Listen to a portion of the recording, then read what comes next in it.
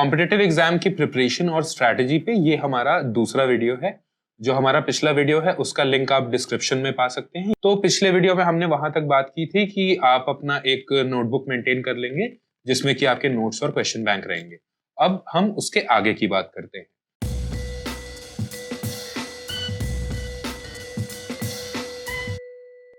अभी तक हमने यहाँ तक बात की कि आपने आइडेंटिफाई कर लिया कौन सा एग्जाम देना है, किस तरह आपकी स्ट्रैटेजी होगी, यहाँ तक हमने बात कर ली है। तो अब जब आपने प्रिपरेशन शुरू कर दी है तो ये बेस्ट रहेगा कि आप जिस भी सब्जेक्ट एरिया या टॉपिक के साथ सबसे ज़्यादा कंफर्टेबल हैं उसके साथ आप शुरुआत कीजिए। तो वहाँ से आपका एक ट्रैक बन जाएगा, वहाँ से आपकी एक जो स्टार्टिंग है वो अच्छी हो जाएगी, वो कंफर्टेबल हो जाएगा। और जो इनिशियली जो आप कुछ पास्ट ईयर क्वेश्चंस को इनकाउंटर करेंगे या जो भी क्वेश्चंस को आप इनकाउंटर करेंगे उनके साथ डील करना आपके लिए काफ़ी ईजी होगा। तो you want B uncomfortable in the very beginning of your preparation. तो ये कर सकते हैं। और जिस तरह से मैंने बोला था, आप टॉपिक्स नोट डाउन कीजिए अलग अलग as you keep moving with the subject. आप बहुत ही छोटे लेवल पे आके आप टॉपिक्स को नोट कीजिए, सब टॉपिक्स को नोट कीजिए। तो उसकी आप एक नोटबुक मेंटेन करते चले जाएंगे और हर एक छोटे छोटे टॉपिक के 2-2 पन्ने के नोट्स और 5-6 क्वेश्चन का कलेक्शन करते जाएंगे। और ये आपका जो टॉपिक वाइज क्वेश्चन बैंक और नोट्स बनता जाएगा। This is going to be very useful for आपका जो थ्रू आउट द जर्नी आपको रिविजन करना है या फॉल बैक करना है उसके लिए भी, और लास्ट मिनट पे भी रिविजन के लिए this is going to be your go to material. जो आपके आखिरी 1-2 महीने होंगे आपको प्लान इस हिसाब से करना है कि जितना भी आप टाइम दे रहे हैं प्रिपरेशन का, उसके last at least 1 month should be only dedicated to revision. जितनी भी आपकी तैयारी हुई हो उस पे आप अब रिविजन पे आखिरी 1 महीने में फोकस करेंगे। और जब आपको रिविजन की शुरुआत करनी है, जब आप अपनी प्रिपरेशन शुरू करेंगे, उसके लगभग 3 से 4 हफ्ते बाद आपको रिविजन इंटीग्रेट करना होगा। तो जो आपका वीकली या डेली प्लान होगा उसमें आप 1 महीने के एंड के बाद से रिवीजन इंटीग्रेट कर सकते हैं। अगर आपको बहुत ज़्यादा याद करने वाली चीज़ें हैं उस सिलेबस में तो आई वुड से कि 14 डेज बाद से ही आप रिवीजन इंटीग्रेट करना शुरू कर सकते हैं। तो आपने प्रिपरेशन शुरू कर दी, आप एक लेवल तक पहुंच गए, 2-3 महीने में आपने चीज़ें पढ़ ली। Now you are in a position where you are ready to tackle some questions, चाहे वो पास्ट ईयर क्वेश्चंस हो, चाहे टेस्ट सीरीज के क्वेश्चंस हो, या फिर वो कहीं और से आपने कुछ क्वेश्चंस कलेक्ट किए हो। ठीक है, तो क्वेश्चंस प्रैक्टिस करने के पीछे रीजन क्या होना चाहिए, कितने क्वेश्चंस प्रैक्टिस करने चाहिए, किस तरह से करने चाहिए, वो अगेन बहुत ही इंपॉर्टेंट होता है। क्वेश्चन अगर आपकी प्रैक्टिस नहीं रहेगी तो at the end of your preparation जब आप एग्जाम देंगे तो वहाँ आप अपनी नॉलेज को यूज नहीं कर पाएंगे। तो क्वेश्चंस तो एक लेवल पे जाके करने ही हैं, but there should be a thought process, a clear thought process behind that. तो वहाँ पे आप पेपर प्रैक्टिस कर सकते हैं। पेपर्स जो आपको प्रैक्टिस करने हैं या जो टेस्ट आपको प्रैक्टिस करने हैं वो यूनिट वाइज भी हो सकते हैं, फुल टेस्ट भी हो सकते हैं। My advice would be to start off with the unit test. तो यूनिट टेस्ट या सब्जेक्ट टेस्ट से क्या होगा कि आपने जिन चीज़ों को अच्छे से पढ़ा होगा, जिन एरियाज को आप इनिशियली उन्हीं पे टेस्ट करेंगे। फुल टेस्ट में अगर आपकी कुछ टॉपिक्स की कवरेज नहीं हुई है तो वो कुछ एक्स्ट्रा टॉपिक्स रहेंगे तो वो बार बार आपको डीमोटिवेट करेंगे। और वैसे जब आपकी एक बार प्रिपरेशन 1 राउंड या 2 राउंड आपकी रीडिंग हो जाए पूरे सिलेबस की, वहां से आप फुल टेस्ट करना शुरू कर सकते हैं। तो start off with unit test and then slowly graduate to full test when you have at least completed 70 to 80% of the syllabus। अगर बहुत कम टाइम है तो 50-60% सिलेबस कंप्लीशन के बाद भी आप शुरू कर सकते हैं। वो आपकी सिचुएशन और टाइम बाउंडेशन पे डिपेंड करेगा। अब हम क्या करते हैं कि हम टेस्ट देते हैं, टेस्ट के स्कोर कैलकुलेट करते हैं और उसके बाद फिर हम रफली एक आइडिया लगाते हैं कि कौन सा एरिया, कौन से टॉपिक्स हमारे वीक हैं और उनको ऊपर से ही रफली पढ़ लेते हैं। ये काफ़ी अनसाइंटिफिक और अनस्ट्रक्चर्ड तरीका है, इससे आपको कुछ एडवांटेज नहीं मिलेगा और प्रोग्रेसिवली आपके टेस्ट में स्कोर्स नहीं बढ़ेंगे।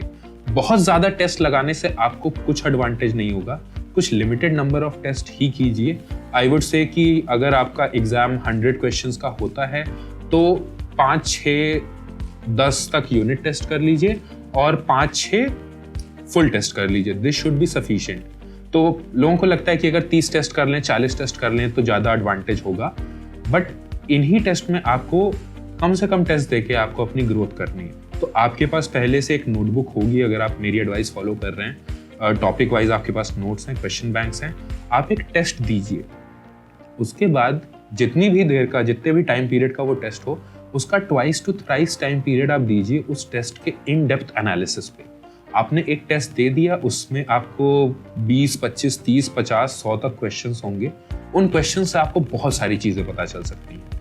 तो आप टेस्ट देने के बाद एक एक क्वेश्चन को एनालाइज कीजिए, ये आइडेंटिफाई कीजिए कि उस क्वेश्चन में आपकी गलती क्यों हुई। जब आप क्वेश्चन लेवल पे जाएंगे तो आपको ये समझ में आएगा कि मे बी आपने वो क्वेश्चन ढंग से नहीं पढ़ा या फिर आपने वो टॉपिक ही नहीं पढ़ा।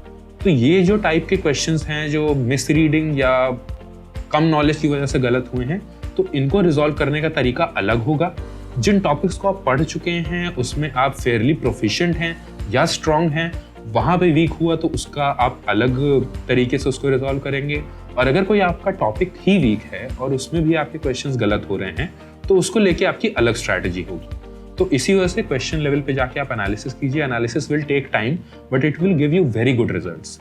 एंड जब आप अगला टेस्ट दें तो पिछले टेस्ट का जो एनालिसिस आपने किया है उसके हिसाब से आप सारे प्रॉब्लम्स को रिजॉल्व करके ही दीजिए। बार बार जब आप टेस्ट देते रहेंगे तो उससे वो एडवांटेज नहीं होगा जो कि आपके एक टेस्ट देने के बाद, अच्छे से एनालिसिस करने के बाद, फिर उस एनालिसिस पे एक्ट करने के बाद टेस्ट देने पे होगा। तो if you follow this process तो सिर्फ 5 से 10 टेस्ट में आप वो डिफरेंस क्रिएट कर सकते हैं जो शायद आपको 50-60 टेस्ट देने के बाद भी रियलाइज नहीं होगा।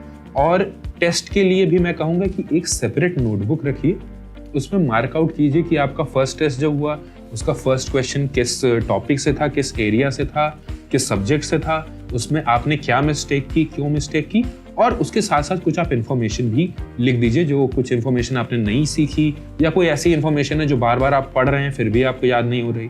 तो इससे आपके अराउंड 500, 600 या 1000 क्वेश्चंस का एक नोटबुक बन जाएगी जिसपे आपका हर क्वेश्चन पे एनालिसिस होगा।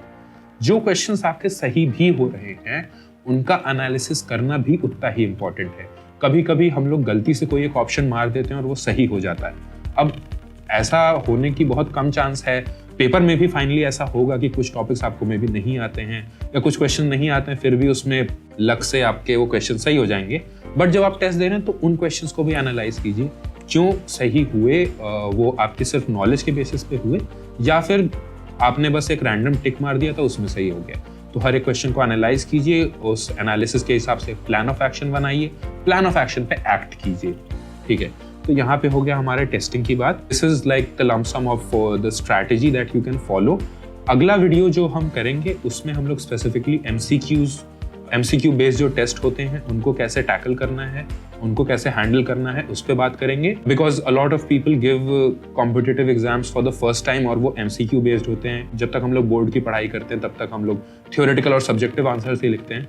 तो वो स्विच करना, उस नॉलेज को कैसे यूज करना है MCQ में, उसको लेके बहुत कंफ्यूजन रहते हैं। सो नेक्स्ट वीडियो में MCQ के बारे में बात करते हैं। I hope you like this video, और अगर आपको ये वीडियो अच्छा लगा है तो इसको शेयर कीजिए, लाइक कीजिए और साथ ही साथ हमारे चैनल को सब्सक्राइब कीजिए। Thank you.